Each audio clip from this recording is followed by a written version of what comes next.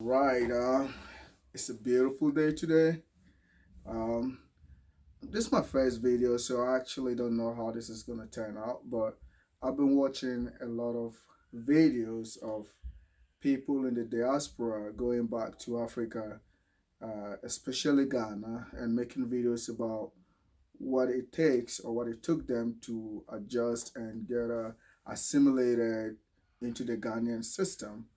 And some of the videos have been very inspiring. I actually sat and thought about it, and I thought some of the things I took for granted when I was in Ghana meant a lot to a new person coming to Ghana.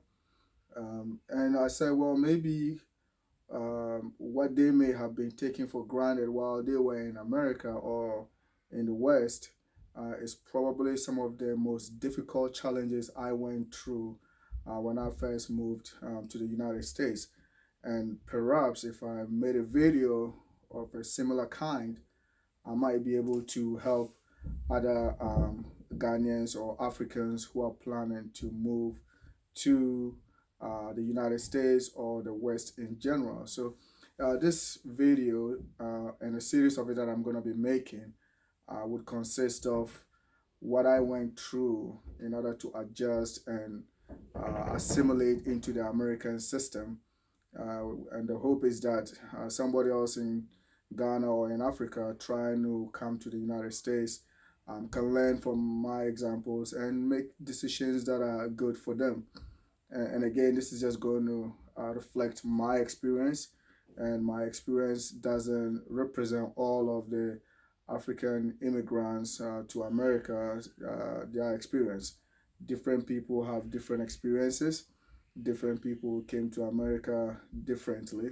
So I'm going to be talking specifically about mine, and hopefully that would help you if you are thinking about moving to the United States to make some calculations and then make some adjustments. So let's start. Um, the first thing I thought or I took for granted was when somebody was coming to Ghana and called and wanted to be picked up from the airport, or at the time I was coming, the STC yard or the transport yard. If you are in Ghana, that can be something to not think big about. You get a call and say, hey, a friend of mine is coming to the STC yard or to Tamale Airport, go pick them up. You go and pick them up. It's not something that you think twice about. But now in America, I've been in America for a while, I kind of appreciate some of the difficulties in getting people to pick you up from the airport. So when you are making a plan to come to America in particular, you need to start thinking about that. It is a very, very difficult thing, as simple as that is. So for starters, I had friends, and it's always good to know people. It's always good to have friends in the place you're going to. If you don't have friends and you just pick up and move, your day one could make for a very terrible experience. My day one was very stressful, but I knew people. So here it is. I called my friends up, Abdul Samad Muntaka and his roommate Abdulaziz. They just came and picked me up from the airport, and that's all I thought. But what I didn't account for is for them to pick me up at the airport, they would have had to call off from work. And if somebody is living in New York City and has to take a day off from work, you are actually costing them money. And not only that, the inconvenience of leaving their home, in this case, they were in the Bronx, and they had to come to JFK and to pick me up. And when they got to the airport, first of all, I had no phone, so I had no way of communicating to them about my arrival and where and how to pick me up. We can take this for granted if you're in Ghana or somewhere in Africa because the airport is small, and uh, sooner than later everybody empties out of the airport. If you are in JFK, staying in touch with the person coming to pick you up is very, very important, especially when your flight gets changed or you get sent to a different gate. In my case, this gentleman had been waiting for hours because my flight didn't arrive on time. And I was lucky they knew how to read the flight schedules on the TV screens. If somebody's coming to pick you up and doesn't know that, they will not know how to get you, and you're gonna come out of the airport with a struggle. So I would advise you, if you're coming to America for the first time, whoever is picking you up needs to be part of your decision making process on your arrival date and time. That way they can take off time from work if they have to. Or sometimes what I do with people who come nowadays, I tell them to make sure their flight arrives after 7 p.m. or whatever. Then I don't have to take a day off from work. And I'll just go pick them up after work. And here's the difficulty here. If somebody takes a day off from work, not only are they going to not get paid, but they lose their vacation time as well. And in a year, you can only take off a certain number of days before it starts to become a problem for you at work. So you have to be very careful when you are asking people for this favor. When I was coming from Ghana at the time, I didn't think much about this. But now that I've been in the system for a while, I want to encourage you. If you are planning to come to the United States or anywhere else for that matter, get the person who is going to be at the receiving end of you. Let them be involved in your trip planning as much as possible. Don't impose on them. Don't take their time. Don't waste their time. And if you have any logistical challenges, you need to let them know in advance. Don't spring surprises on them. For example, in Ghana or Ghanaians, we tend to be nice because somebody said they will pick you up at the airport. You find a stranded brother or another person who cannot quite figure out where they are heading. And you say, oh, yeah, my brother will be coming, will be picking us up. He'll just take all of us home. No, don't do that because now you're not just going to be a burden on your brother or your friend, you're just adding another burden. And the burden is not just about picking you up and giving you a place to stay, but they have to feed you. They have to arrange for your transportation. They like so many things have to go into just picking you that one person up. And if you double that, just think about how difficult it will be for one. So my first advice is make sure the person who is picking you up is intricately involved in your planning. Number two, this is quite funny.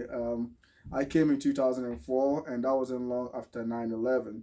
And if you are in Ghana or in Africa, you hear about how mean the police in America are, how they hate black people, and especially after 9/11, the way they were dressed.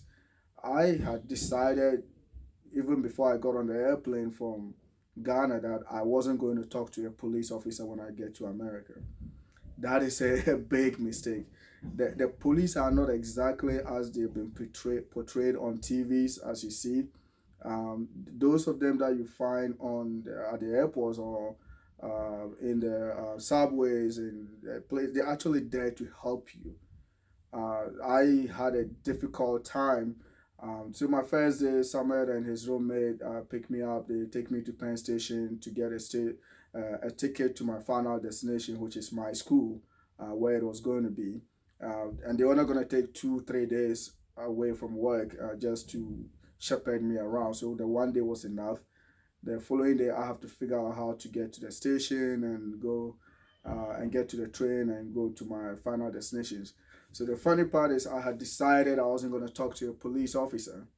So I got on the train from the Bronx to Penn Station, got my tickets, following the directions I was given. Successfully got the tickets to Pennsylvania. Then on my way back, I forgot which train I was supposed to get on, and where that train stopped, and what I needed to do. So I remember we talked about the E train or something like that in New York City. So I got on the E train. It took me somewhere I didn't know.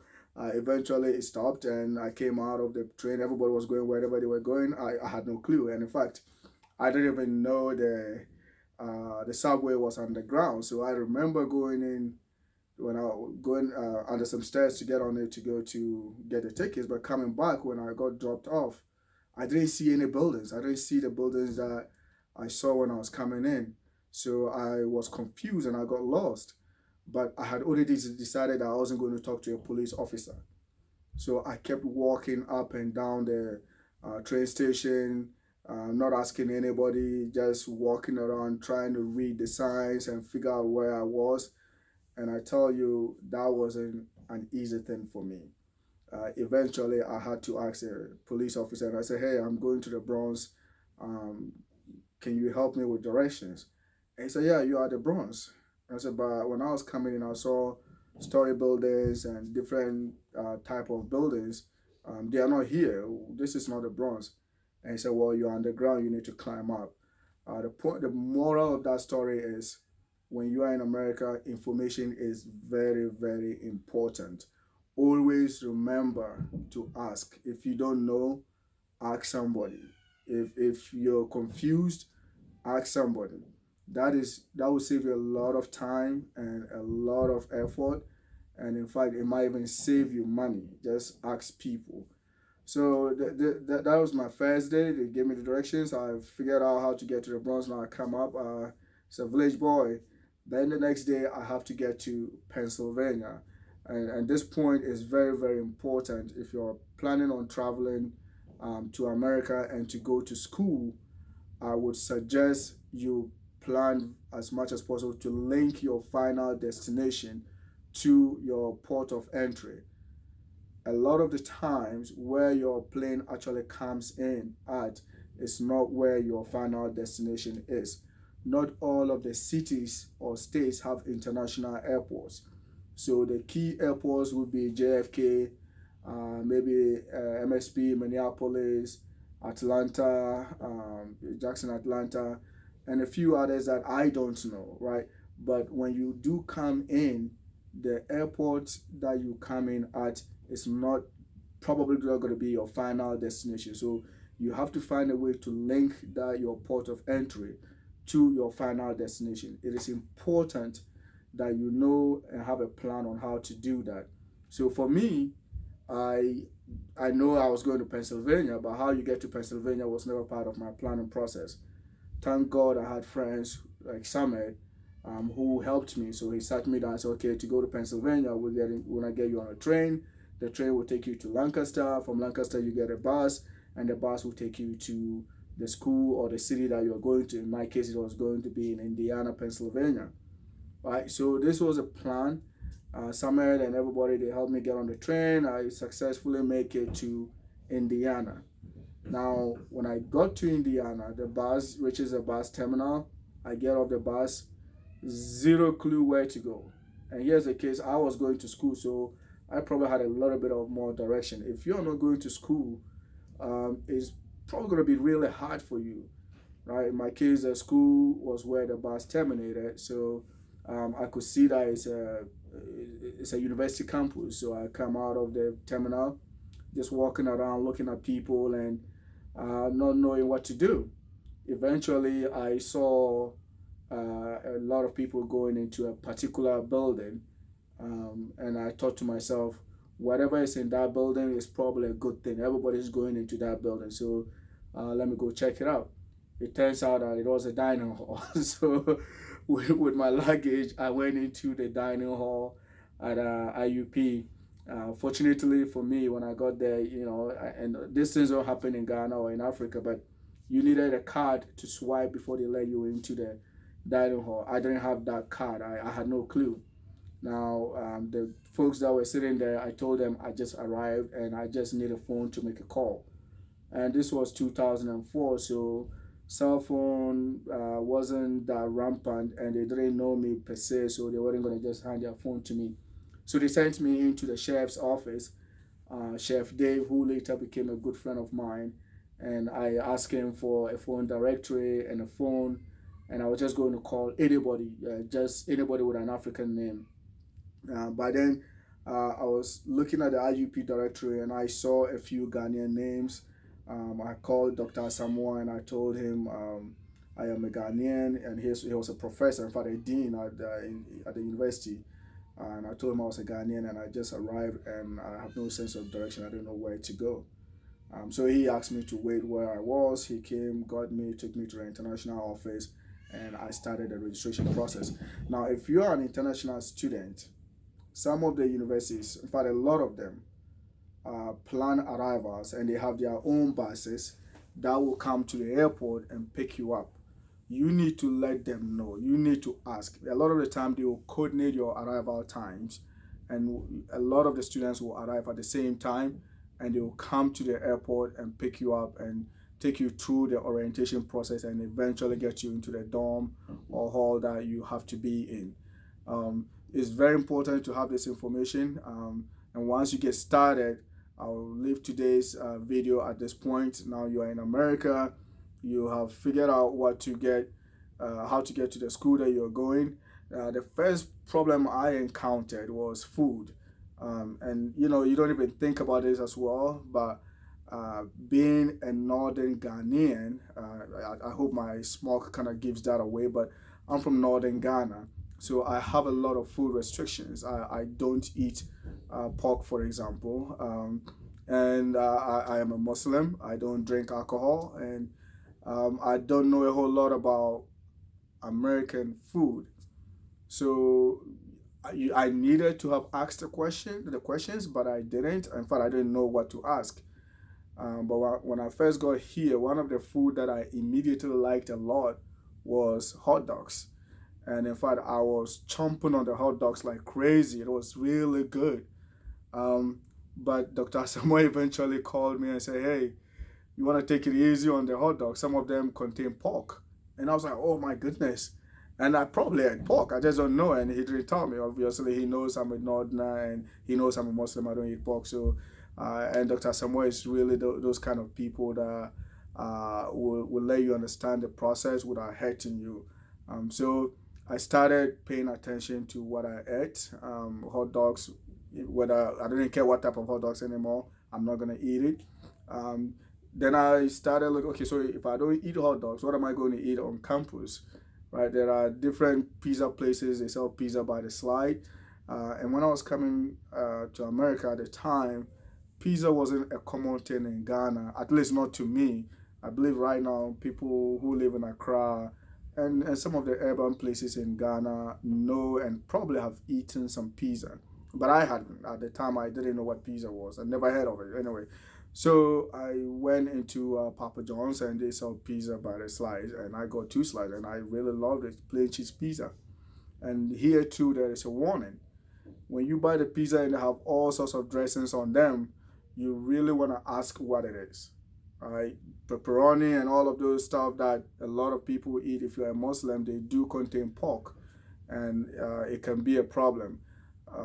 Those were my very first American foods that I ate, and I suspect I ate pork. I don't know for a fact, but I suspect I ate pork. The point of it is, you should always ask. It's very, very important to ask.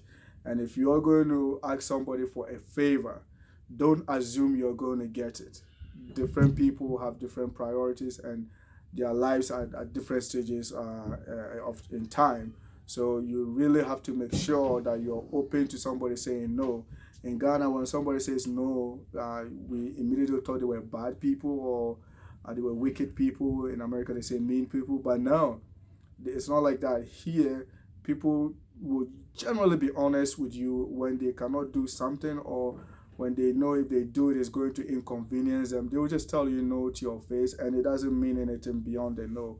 And I want to stop here for today. Tomorrow or the next time I put up a video is going to be how to get started with orientation and classes. My hope is to take this all the way to how I started getting jobs and moving around different states in America, and starting a family, and just beginning to live what looks like the American dream, or if like the American life. I still have my challenges, but I believe I'm a little bit ahead of somebody who's just arriving for the first time in the United States to go through school. What these videos will not be about is not going to be about somebody who is coming here to hustle. If you're coming here to hustle and it's not about school or getting a job or doing something that is pre-planned in a sense, I will probably not be able to give you a heads up on what to look out for, because I don't know what goes into that. I came here and I was lucky. I went straight to school, so my experience is different.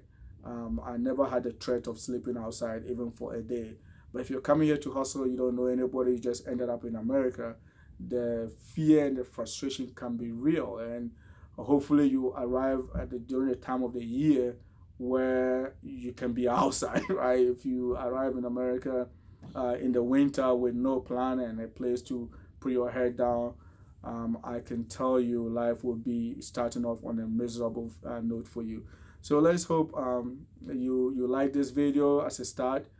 If you like it, please click the like button and share it around to educate people. If you have specific questions as viewers, please don't hesitate to put it in the comment section. I'll look at them and answer them, and eventually we'll get to know each other, and I can tell you the path that I took to stay out of trouble, concentrate on my education, and eventually get a job, start building a family, and I can say I'm probably a happy person. America is such that you really don't want to have a bad record. You don't want to have a criminal record because it is going to follow you everywhere you go. We will talk about establishing credit and the importance of establishing credit. I came to this country without knowing what a credit card was. I had never paid a bill in my life. And all of a sudden I have to pay bills, and it's not easy to get those things to done. We'll talk about all of that, but for a start, where today's video is about making a plan to travel. If you're coming here to go to school, what that plan should include. Making sure the person who is picking up at the airport is involved in that planning process, and making sure you have a plan on how to get from your port of entry to your school, and then when you get to the school, making a plan on how to register. So we will be talking a lot more into this. Please hit the like button and put your comments in, and we'll start making videos up to the future. Let's see where that goes. Bye bye.